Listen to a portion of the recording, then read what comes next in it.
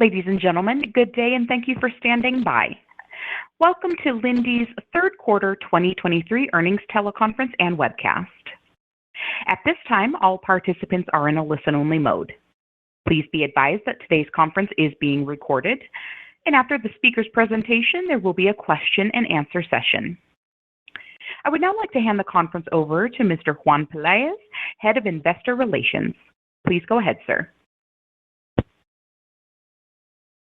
Thanks, Abby, and thanks for pronouncing my name correctly. Good morning, everyone, and thank you for attending our 2023 third quarter earnings call and webcast.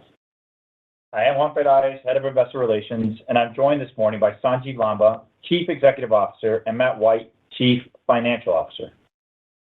Today's presentation materials are available on our website at linde.com in the Investor section. Please read the forward-looking statement disclosure on page 2 of the slides and note that it applies to all statements made during this teleconference. The reconciliations of the adjusted numbers are in the appendix to this presentation.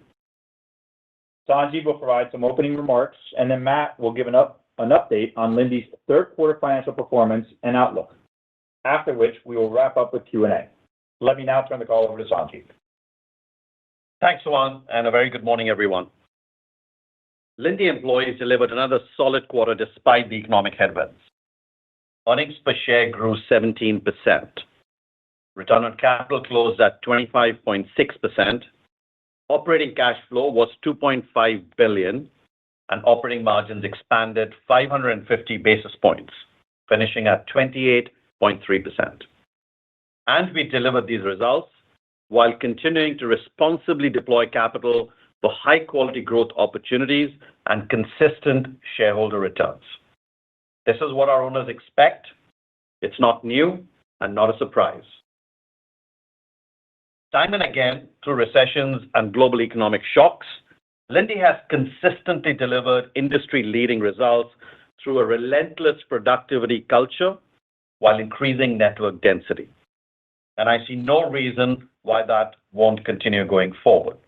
In fact, rather than waste time trying to predict what will happen, we are constantly striving to perfect a model for all seasons. Here at Linde, we acknowledge the world is a volatile place. And as stewards of shareholder capital, we are focused on running an organization which can sustainably deliver on owner expectations. Quality earnings growth, leading return on capital, and strong cash generation are hallmarks of our history and will be integral to our future performance. I think it's important to remind investors of these key tenets at Linde, especially during uncertain times like today. The combination of inflation, rising interest rates, and geopolitical tension is curtailing risk appetite and hence overall economic activity. However, I remain confident in Linde's ability to weather any economic downturn based on the strength of our diverse portfolio and long-term contracts, which is further demonstrated on slide 3. When you read the news or government statistics, I know it's hard to be bullish on the global economy. However, when looking at underlying trends by end market, we see a mixed picture, with some increasing while others are flat or slightly down. Overall, underlying sales were up 3%, with base volumes down low single-digit %, which was more than offset by pricing and contribution from project backlog. In other words, the Linde operating model allows us to quickly adapt to maintain steady and compounding value creation regardless of the macro environment.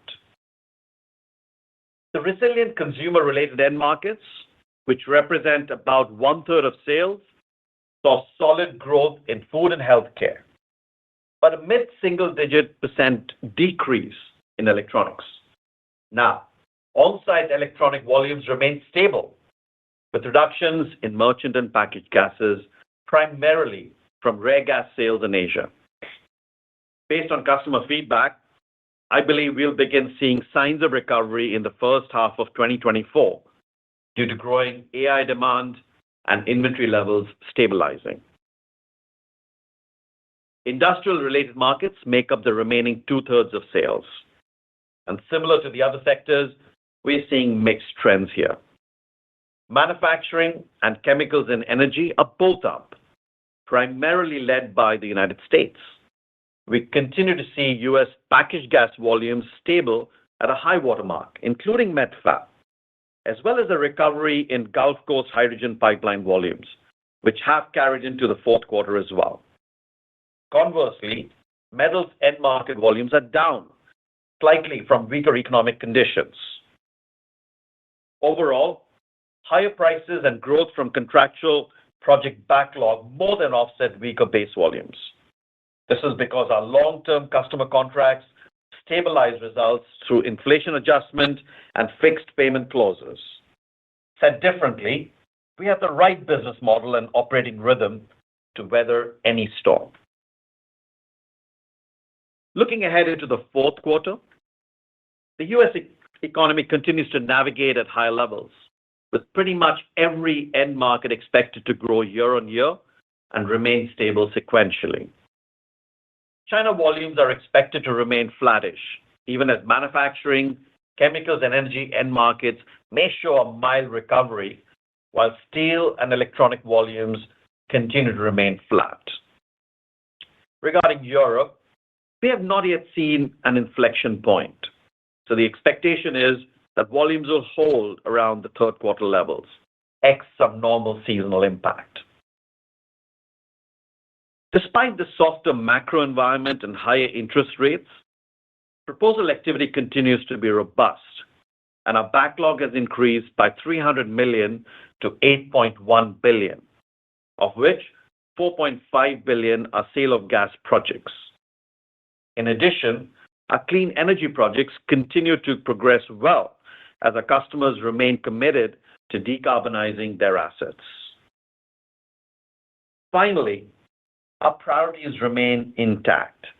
Be best in class in safety, compliance, sustainability, and talent development, while maintaining a high-performance culture which remains focused on delivering on our commitments.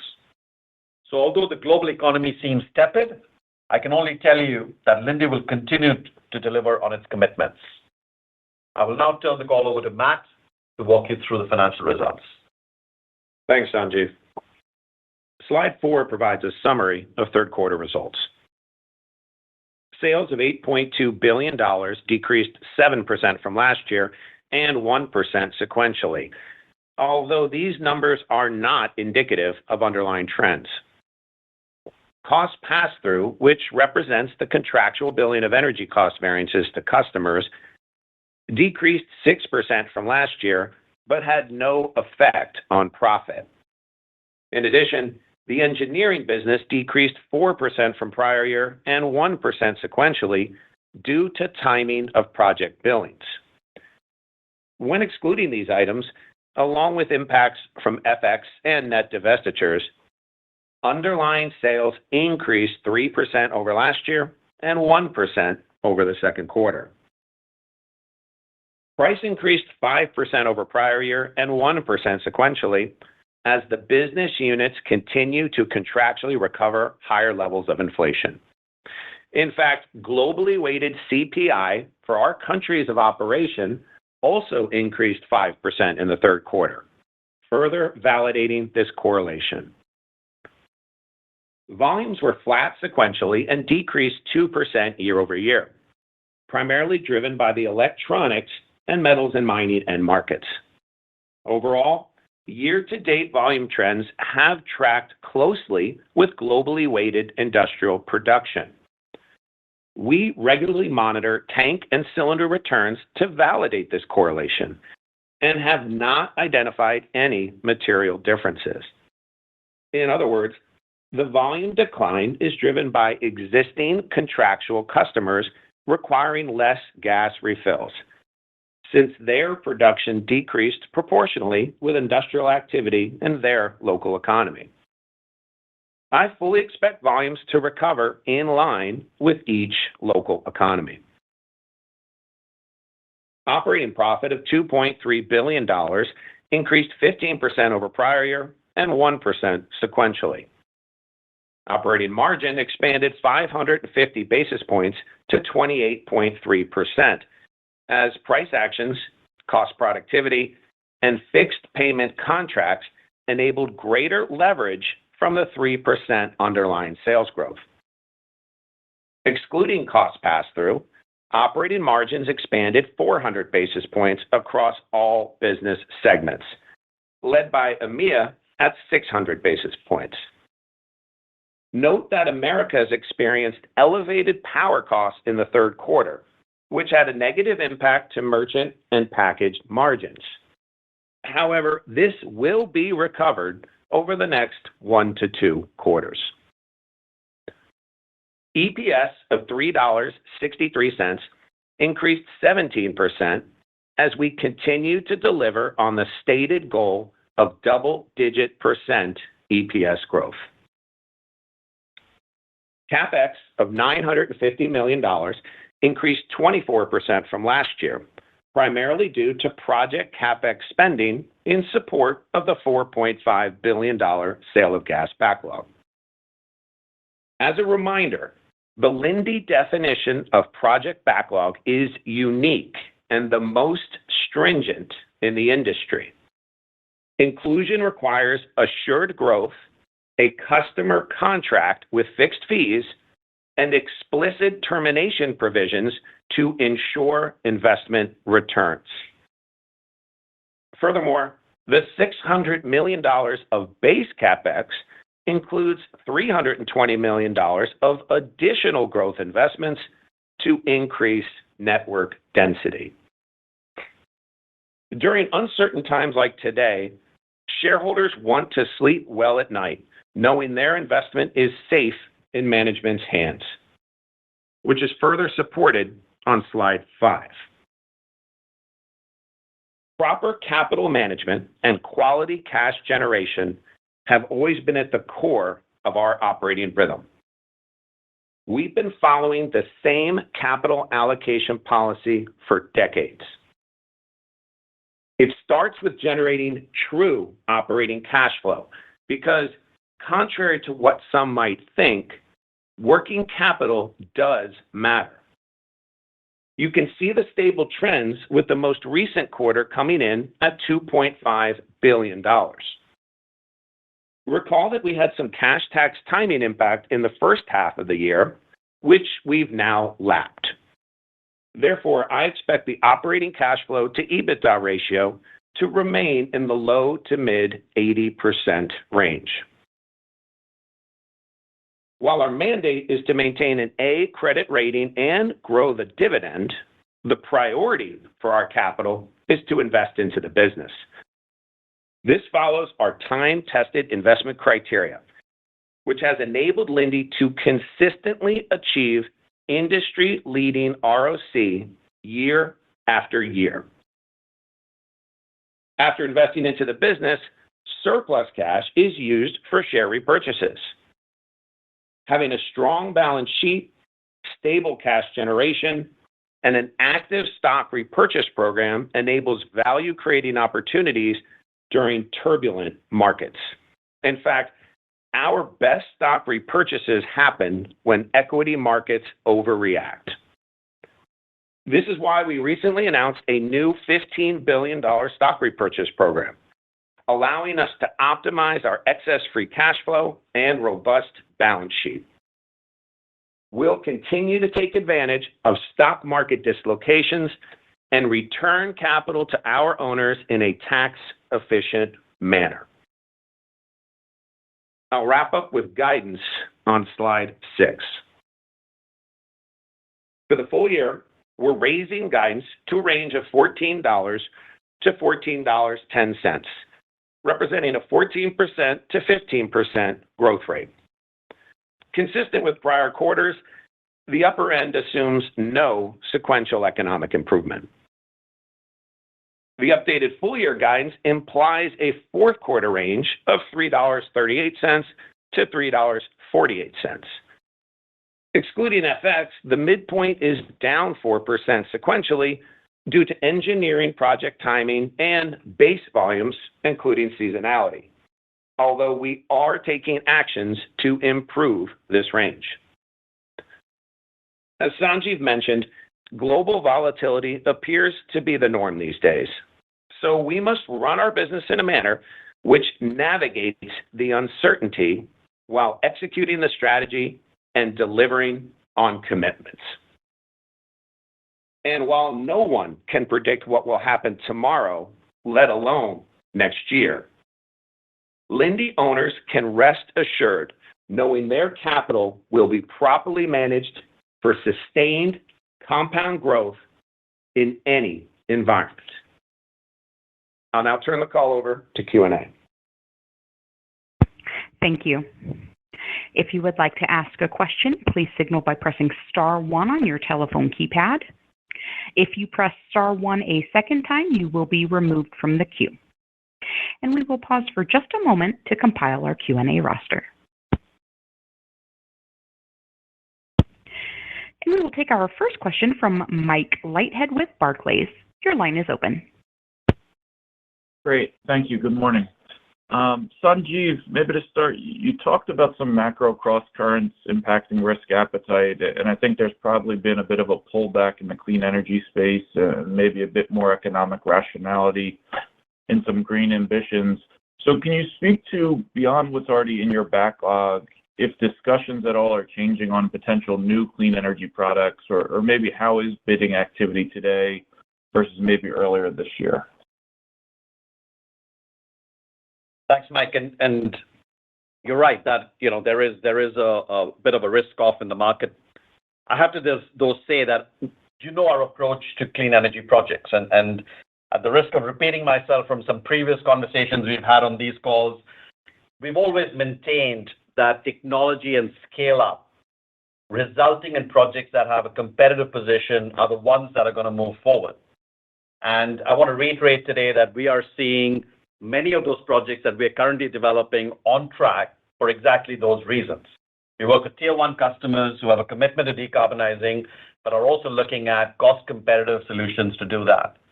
So in terms of proposal activity, we've gone in the past and had conversations about investment decisions of about $50 billion over a 10-year period.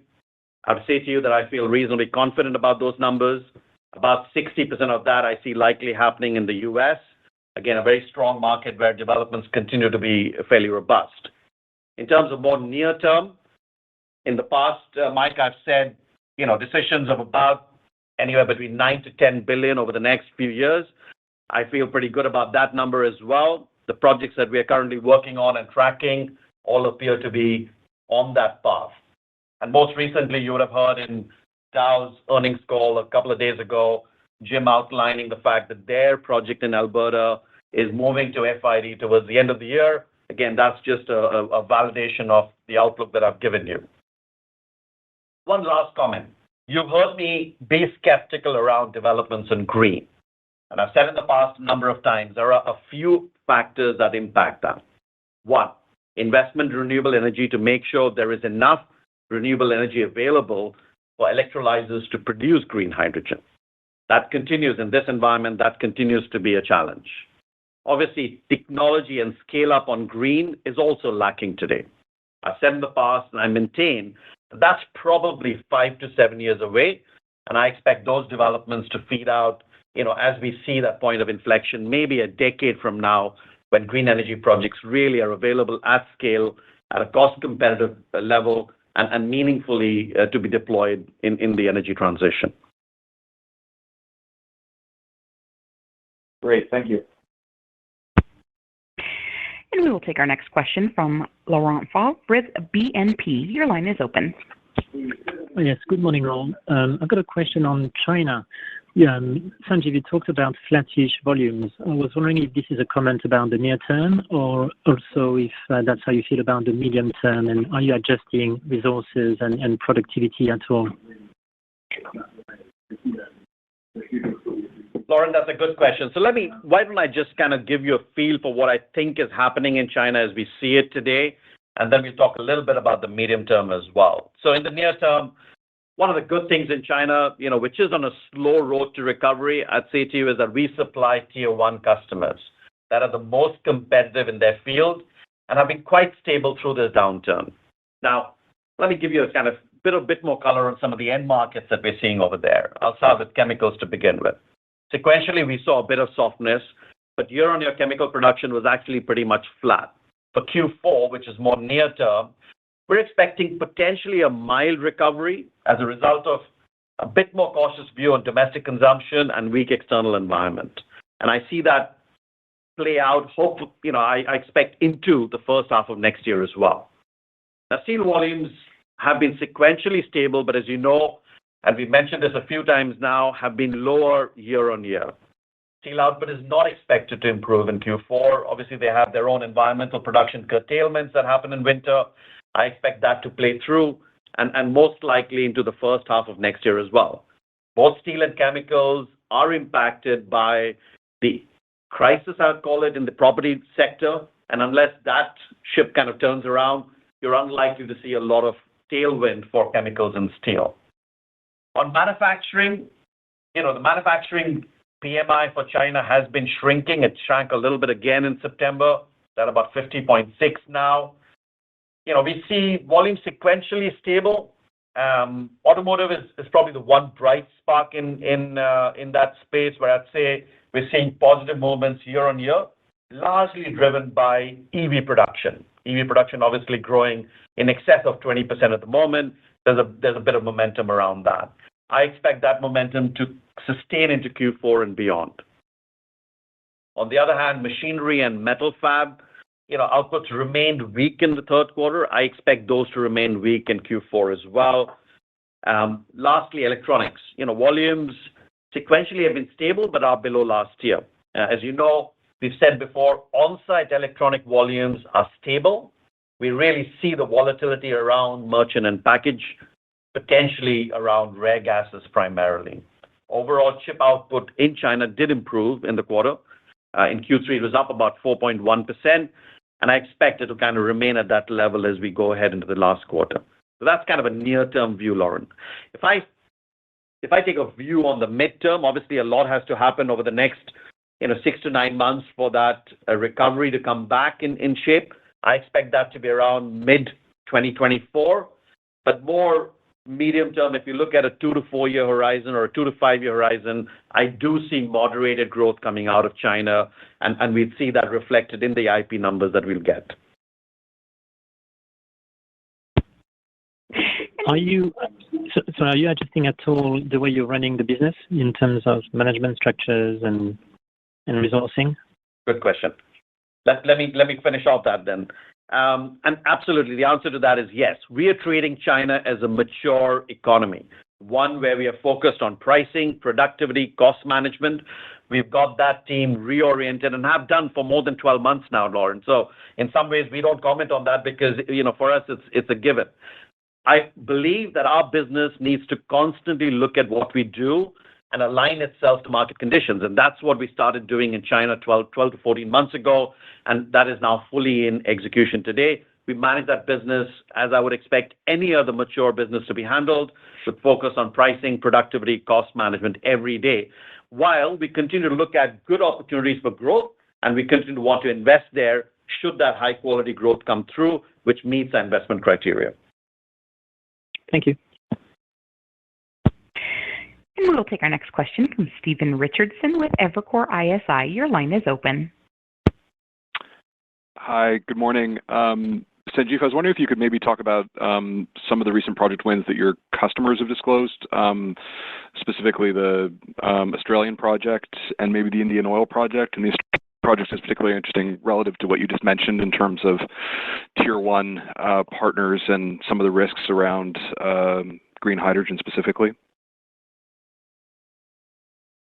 Sure, Steve. So both of those wins recently announced. So our entities in India obviously did a really good job in winning a large hydrogen supply scheme to Indian Oil at Panipat. That's a premier refinery in India. As you know, the Indian market is growing, and most of the infrastructure projects, as well as large refineries, are kind of running hard to keep pace.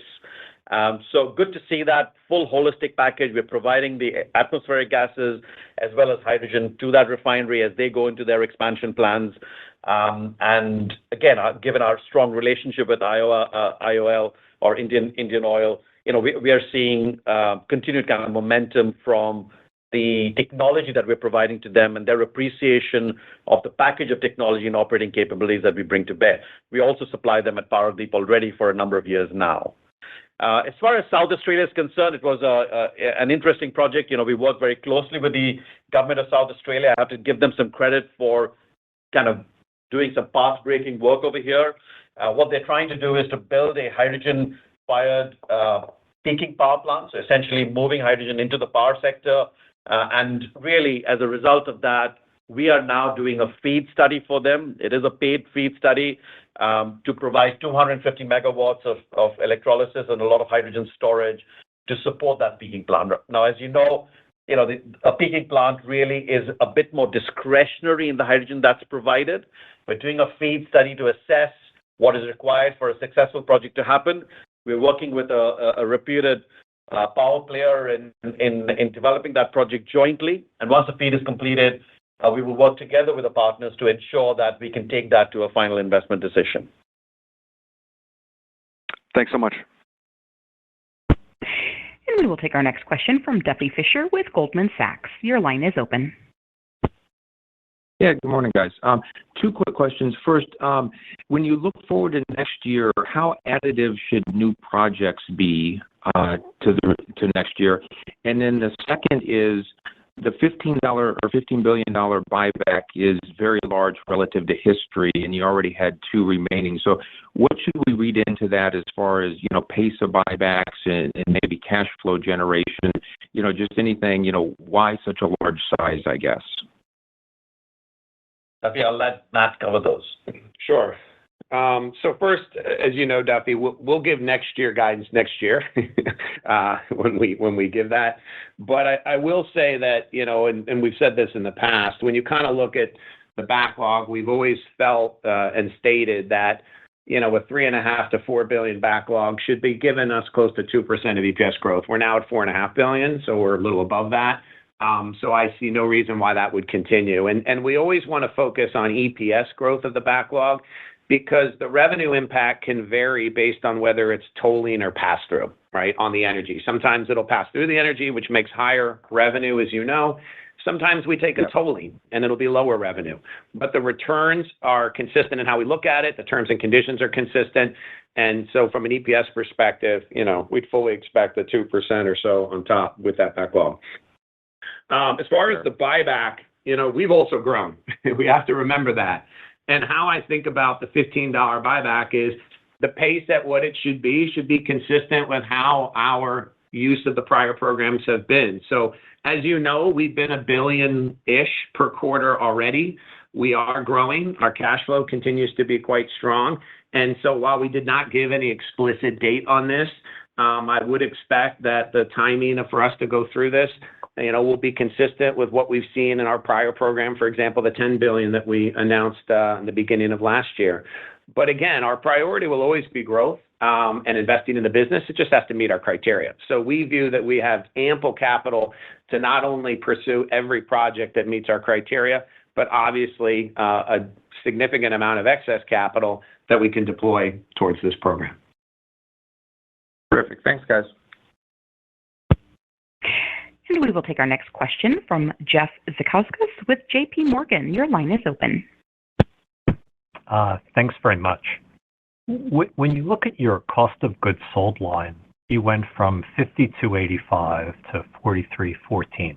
You went down 19%, and your revenues fell 7%. I was hoping you could analyze the decrease in cost of goods sold. Now, I know that there's cost pass-through, which is there, and I know that your engineering business was much more profitable on a revenue basis. But can you talk about the real underlying cost inflation and why the gross profit increase was, whatever it was, $330 million in the quarter? Okay, Jeff, it's Matt. I'll Yep. I'll provide some response to that, but I don't think we have enough time to do a full walk on our COGS. But to your exact point, so you have to start with pass-through, okay? So that 6% translates dollar for dollar, as you know. And obviously the cost of goods is a smaller number than sales, but the dollar amount is the same. So that will create a larger percent variance on that. On top of that, to your exact point, engineering will have some swings based on that, and so that will create some of it. You saw the engineering sales were down 4% due to some project timing.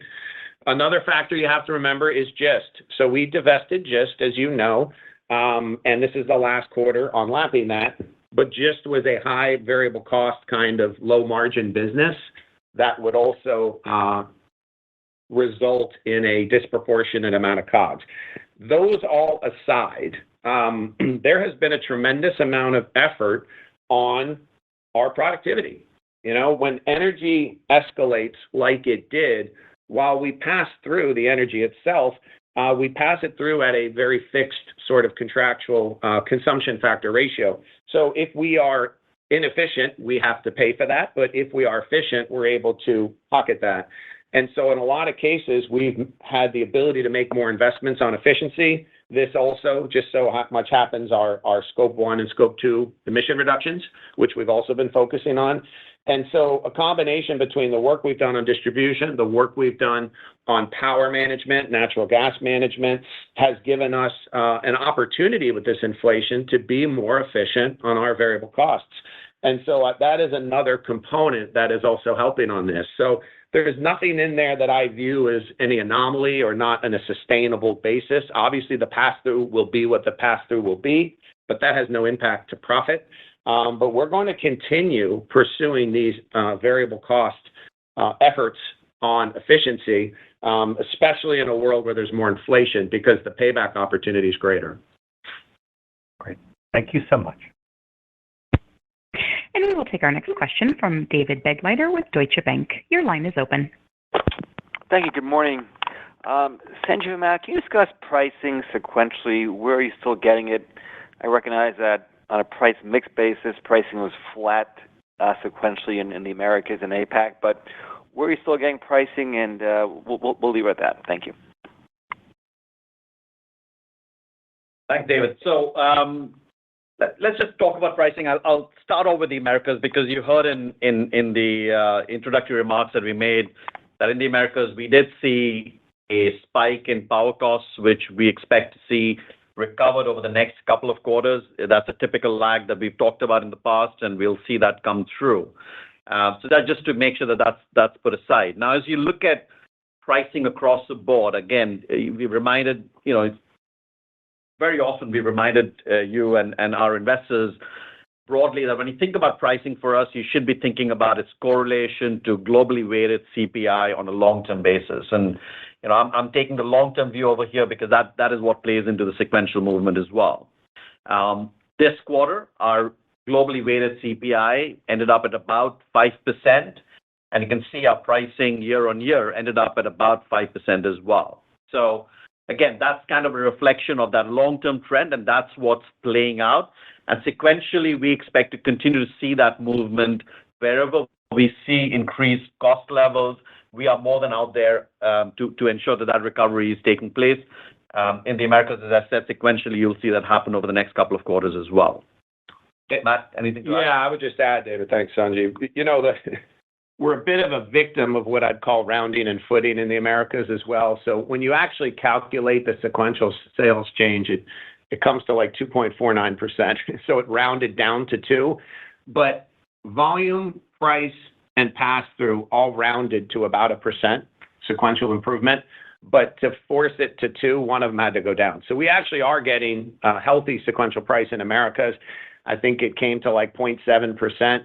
But given the rounding footing to just make the numbers work, we had to push it to 0. So while it says 0, it's really 0.7, and it's a trend that we would expect given what the inflation is, to Sanjiv's point. Thank you. Very helpful.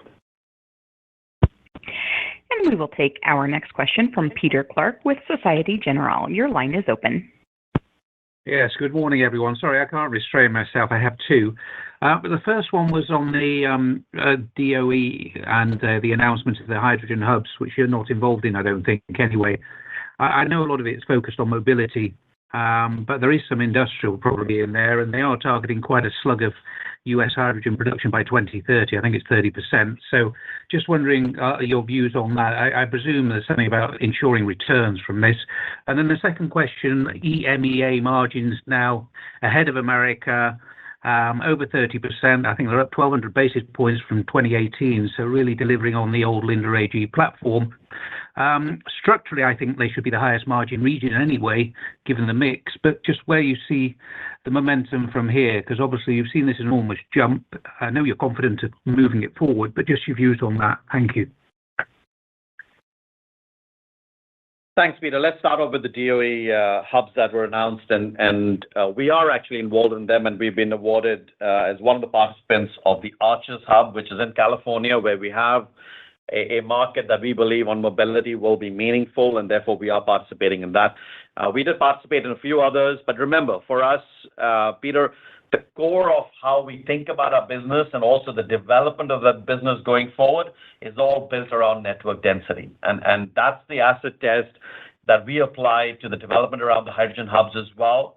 The DOE has done a remarkable job and really kind of put this whole proposal forward.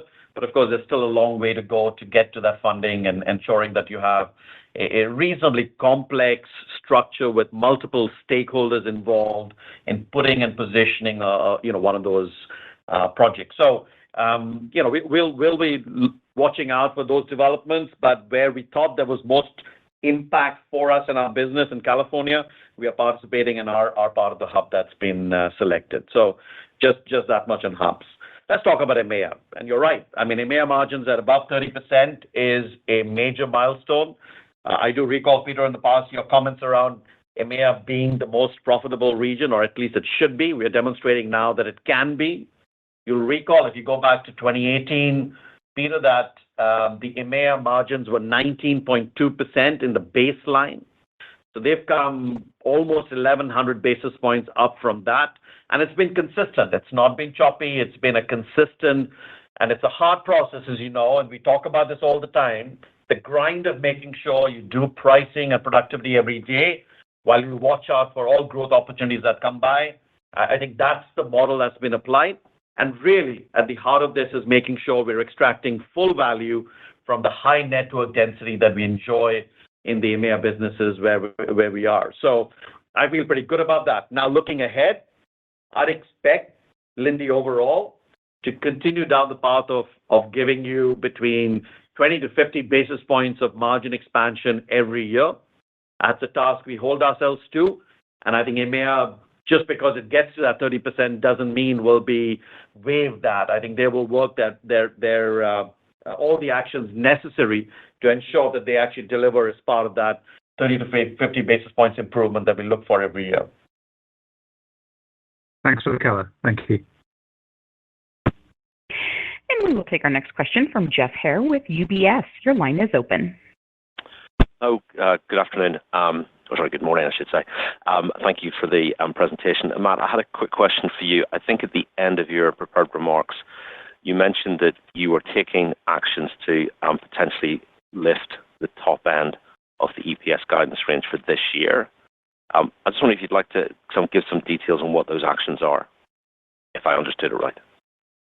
Yeah, sure, Jeff. As Sanjiv mentioned in his remarks, the economic environment is challenging. I think we can all agree on that, and given that, we have to get ahead of it. We have to do things, especially in those geographies most affected. It was discussed earlier, things like we're doing in China, but we are taking certain actions on the cost to tighten up discretionary spend where we can, to be very focused on headcount additions. And it's to not only get ahead of a situation, but ideally prevent any, further need for more severe actions if we can get early on this. We've done very similar approaches when we were, frankly, heading into 2020. We've done this into 2022. We've done this back when you look in prior years as well, when we start to see slowing conditions. So we're taking a significant global efforts across discretionary spend, headcount, actions such as that to essentially tighten down and be prepared for what will happen. Because while we don't know what will happen, it's better to prepare for the worst and hope for the best. And that's how we need to go about on this. Okay, thanks. And we will take our next question from Vincent Andrews with Morgan Stanley. Your line is open. Thank you, and good morning, everyone. Matt, did you mention before the margin impact in the Americas from the power issues? We did not give a specific number, but consistent with what we've had in prior power spike situations, of which you probably know you had in the United States, we tend to take an unfavorable impact to merchant and package margins in the quarter it occurs, and then we recover in the following 1 to 2 quarters. And we fully expect the same situation will happen again here, as we saw a pretty severe power spike, especially in the southern part of the United States. Maybe I could just ask it this way. Would America's margins have been higher than EMEA margins without the power spikes? They would have had a 3 handle. Okay. Thanks very much. That's very helpful. And we will take our next question from Kevin McCarthy with Vertical Research Partners. Your line is open. Yes, good morning. Sanjeev, would you provide your latest thoughts on the helium market, both fundamentally in terms of operations or lack thereof at your competitor in Russia, as well as the upcoming U.S. helium auction of reserves and related assets? Would you expect that to have any material impact on that market moving forward? Sure, Ken. So helium, as you know, has been a market that's been reasonably volatile. I expect helium market to continue to be tight. You've seen that reflected back in the prices as well. And again, in the near term, Kevin, I do not see anything that's going to fundamentally change that. There's been a lot of speculation around what's happening out of Russia. Just to reconfirm to everyone on the call that we have canceled our contracts in Russia and we're no longer involved with that project.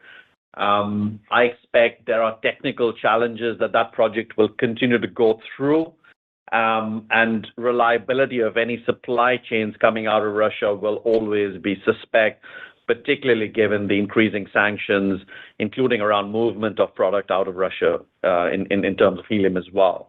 So that's just kind of what I'm expecting near term. As far as BLM is concerned, my view is I think BLM is a complex divestiture that the government is trying to undertake. There is some litigation around that already with one of our competitors going out and litigating that. I expect that will be a long, drawn-out process. But you know that over the last many years, people have relied less and less on BLM. It is important in the larger scheme of the helium infrastructure globally, but it plays a much smaller role today than it would have if you go back 5 to 10 years. So people have kind of factored that in. Our supply chains are all developed with a view that we understand that BLM limitations and we understand how that gets factored in. So I think I just kind of wrap up by saying expect a tight market. I don't think it's kind of going long anytime soon.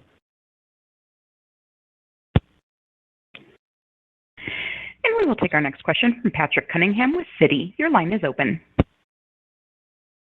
Hi, good morning. On the sequential weakness in electronics, should we expect an additional drag in the fourth quarter? And you also pointed to signs of recovery in the first half. What pace of recovery do you see given current visibility?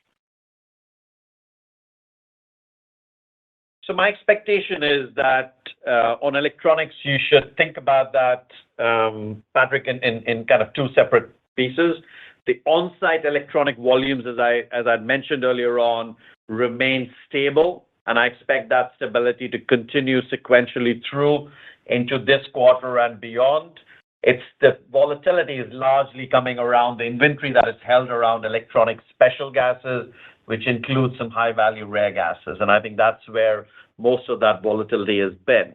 Again, my expectation going into Q4 is you should expect sequential movements to largely be flat, but the recovery is some way away potentially middle of next year when, you'll see that move. Now, DRAM, you're seeing a little bit of a recovery at the moment around pricing. I don't think that's enough to kind of move the needle on that market by itself. Logic has obviously been a lot more stable, but notwithstanding that, my expectation based on feedback that we've had from different customers, mid next year is when that recovery will result in significant or reasonable volume growth. Great. Thank you. We will take our next question from Steve Byrne with Bank of America. Your line is open. Yes, thank you. Both of you have mentioned network density a couple times in the call, and it leads me to want to ask you about the Nexair acquisition you made earlier in the year. Presumably that was a competitor of yours in U.S. packaged gases. Has that acquisition enabled you to get even more aggressive on price and margins? Are those stores now more back integrated into your liquid plants? And has this allowed you to change the footprint any of where your stores are located?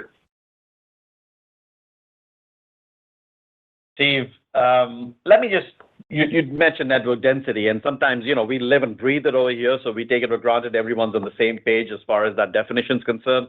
So I'm going to spend a minute just talking about how we think about network density, and then I'll talk about Nexair in a bit more detail. Let's just, when you think about network density, it is about a combination of factors, but really what stands out over there is creating a dense network that has an opportunity to leverage co-product economics and ensure that you fully leverage that to look at your cost to serve, optimizing that and enhancing margin. If you want to visually think about it, the difference of network density, the way we think about it is it's a rifle shot. It's a small targeted area where we have intense, density of customers we serve and obviously optimize how we do that. And it's not what network density isn't, is a scattergun approach that you would see all over the place. So that's kind of how we think about network density. Now let's play that into the Nexair acquisition. So the headline on Nexair acquisition is performing better than our expectations and forecasts. So I feel pretty good about having gone in there. Now Nexair was, we did have a minority holding in Nexair, and we were able to buy out the rest of the shareholders to own it fully now and integrate it back into our system. So to your point, we're going through that process of integration. We are supporting them in their aspirations to grow in the south of the U.S., a very attractive market, which is seeing a lot of incoming investments, particularly given, the nearshoring or reshoring sentiment that's there in the U.S. at the moment. So we're seeing three benefits. Obviously, there are some integration benefits that we are fully kind of working our way through. In addition to that, we have the opportunity for creating some revenue upside by cross-selling into that existing Nexair network that exists, where obviously density is playing a big role now in being able to go and serve that market. And thirdly, as new investments happen in that space, we're looking at expanding the network density that exists over there, and to a large extent, wherever we have some complementary opportunities between our stores and theirs, making sure that we're optimizing and ensuring reach and penetration of the market continues to grow. All in, pretty happy with the Nexair acquisition and where it's at. Thank you. And we will take our next question from Lawrence Alexander, Jefferies. Your line is open. Hi, good morning. This is Kevin Estok on for Lawrence Alexander. So you've touched on hydrogen. I guess any sense of how many of those hydrogen projects are insensitive to interest rates, and I guess how many could be viewed as, maybe more likely to being delayed if rates continue to move higher from current levels? Thank you. So I've said before, and I just, I'll mention it again, most of these large hydrogen projects, and again, I'd emphasize that at this point in time, while I want to consider, I want to define these projects as low carbon intensity projects, but for easier definition, blue hydrogen projects, I find are the ones that continue to make good progress. And we are finding that despite the high interest rates and some capital cost inflation in the marketplace as well, that there is an economic case to pursue those particularly given the incentives that come out of the IRA. So there is a lot of support, policy support for these.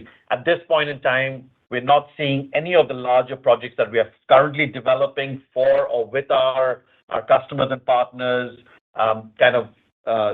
scale backwards in any shape or form. They're all on track and progressing well.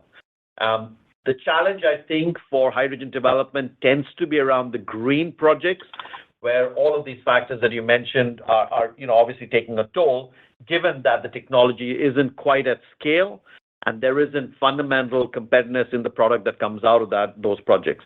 I've said before, my expectation, 5 to 7 years till a point of inflection where you'll see green hydrogen, technology solutions and availability of renewable energy provide momentum in a lot more larger development on that front. Great. Thank you very much. And we will now take our final question from Mike Sison with Wells Fargo. Your line is open.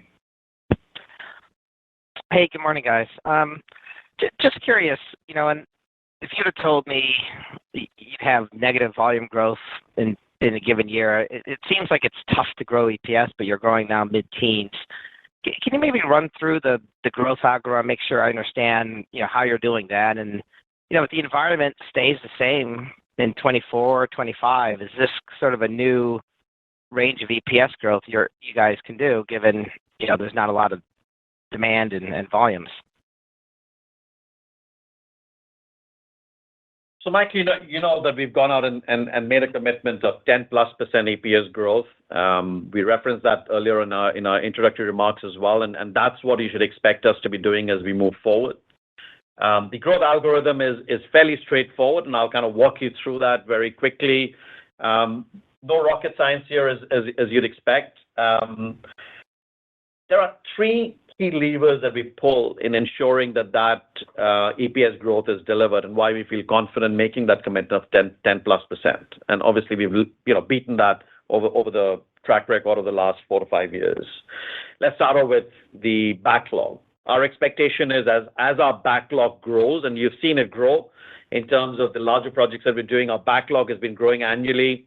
As you see it grow, you will see that contribute between 1 to 3% of our EPS growth. So, strong contracted growth with high-quality customers developing projects that we feel pretty good about. And as Matt has reminded you in his remarks as well, we have a very stringent definition. We do not put MOUs and LOIs into the backlog. A backlog, is only recognized when we have a signed contract in place with guaranteed cash flows for the future contracted in. So that's our backlog, 1 to 3% in terms of EPS growth coming from there. The next big lever we have is a combination of pricing and productivity. That will give us between 4 to 6%. We flex that combination of pricing and productivity. On pricing, I've said earlier in a response to a question that you should expect us to be slightly ahead of weighted global CPI. And again, we've demonstrated that consistently. Our track record on pricing. But just as a reminder, over the last 20+ years, we always have positive pricing. And it's a muscle we know well, that we've developed well, we flex well. And again, we've been applying that in high inflation environments.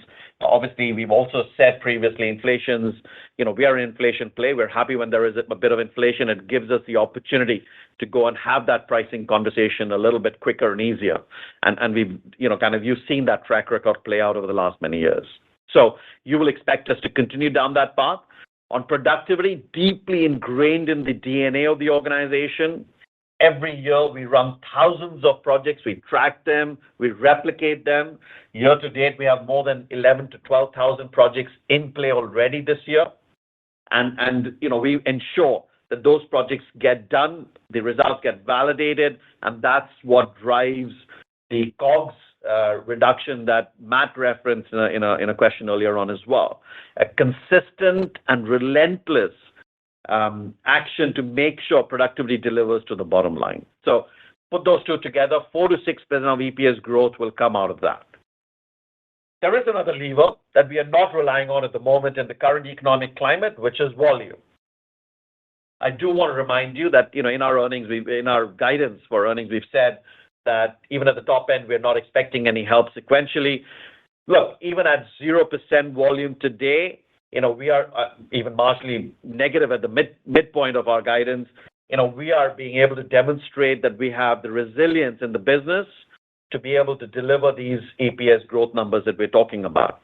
Imagine what happens when volume grows and you have a bit of a tailwind, and we demonstrated that. 2021, go back and look at 30% EPS growth. So, when we get that tailwind from volume and the economic activity, it's a really good lever that helps us push that earnings growth beyond numbers that you've traditionally seen. But even without that, today we're committing ourselves to that 10+% EPS growth. There is a final level that really is, a outcome of the cash generation across the business. Again, you heard $2.5 billion solid cash this quarter. You heard Matt talk about, in the low to mid 80s in terms of conversion to EBITDA. Again, all of that plays into, making sure our capital allocation policy is followed. And as part of that, we've said we will invest in every high quality project we can, but surplus cash gets swept into share buybacks. We've announced a $15 billion program, and that share buyback impact provides around 2% of an uplift to the EPS growth as well. Put it all together, you've got that 10+%. Feel pretty good about that. And really, I'd say in whatever economic environment we're in. Thank you. And I would now like to turn the call back to Juan Pelaez for any additional or closing remarks. Thanks, everyone, for participating in today's call. If you have any further questions, feel free to reach out to me directly. Have a safe day. Take care. And ladies and gentlemen, that will conclude today's conference call. We thank you for your participation, and you may now